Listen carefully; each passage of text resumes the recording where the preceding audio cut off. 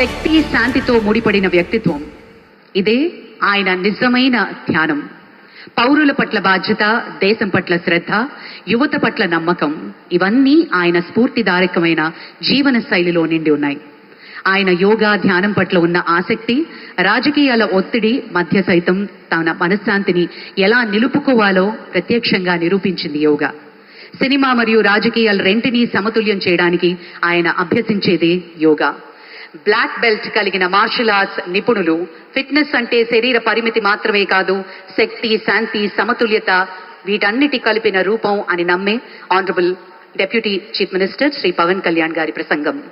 ఉదయ బ్రహ్మస్వరూపం, మధ్యాహ్నేతు మహేశ్వర, సాయంకాలేతు స్వయం విష్ణు, త్రయామూర్తి దివాకర.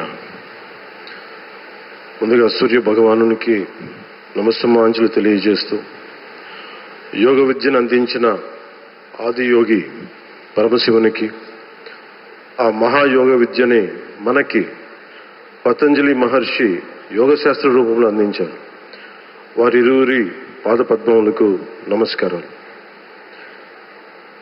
మన యోగ విశిష్టతను, గొప్పదనాన్ని ఋగ్వేదంలో ఉన్న మహానుభావులు తెలియజేస్తే, దానిని ప్రపంచవ్యాపితం చేసిన దార్శనికులు మాత్రం గౌరవ ప్రధానమంత్రి శ్రీ నరేంద్ర మోదీ గారు.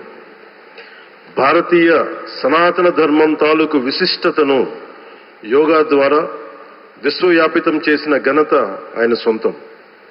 యోగా సాధకులు ఎంతటి దృఢచిత్తాన్ని కలిగి ఉంటారు, ఒత్తిడి జయించి సంకల్ప సాధకులుగా ఎలా నిలబడతారన్న దానికి కూడా మన గౌరవ ప్రధాని శ్రీ మోదీజీ గారు నిలువెత్తు ఉదాహరణ. ప్రపంచ యోగా దినోత్సవం యావత్ భారతవానికి, భారతీయులకి దక్కిన గౌరవం. సరిగ్గా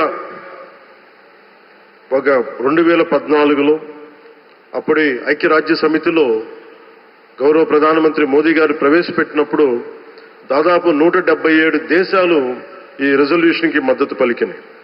ఇంతమంది మద్దతుని కూడగట్టగలిగి ఈ రోజున మనకి 2015 నుంచి యోగా దినోత్సవం ప్రారంభమైంది. ఈ రోజున గౌరవ ప్రధానమంత్రి మోదీజీ గారి పిలుపు మేరకు మనం మొదట విశాఖ 11వ యోగా దినోత్సవ సంబరాలకు వేదిక అయింది. శ్రీ మోదీజీ గారి సమక్షంలో గౌరవ ముఖ్యమంత్రి వర్యులు శ్రీ చంద్రబాబు నాయుడు గారి కృషితో ప్రపంచ రికార్డుకు వేదికగా నిలిచింది.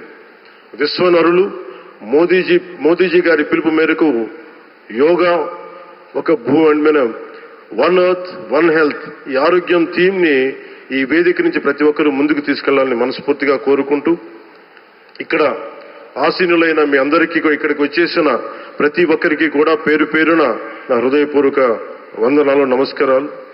అలాగే గౌరవనీయులైన గవర్నర్ గారి శ్రీ అబ్దుల్ నజీర్ జీ గారికి, గౌరవ ముఖ్యమంత్రి శ్రీ నారా చంద్రబాబు నాయుడు గారికి, civil aviation minister Kinjarapu Rammohan Naidu గారికి, అలాగే మనకి Ayush minister of state independent charge Shri Prataprao Jadhav గారికి, అలాగే వేదిక పైన ఉన్న ప్రతి ఒక్కరికి, గౌరవ కేంద్ర మంత్రివర్యులకి, రాష్ట్ర మంత్రివర్యులకి, ప్రతి ఒక్కరికి పేరు పేరున ధన్యవాదాలు తెలియజేసుకుంటూ సెలవు తీసుకున్నాను. జై భారత్, జై హింద్.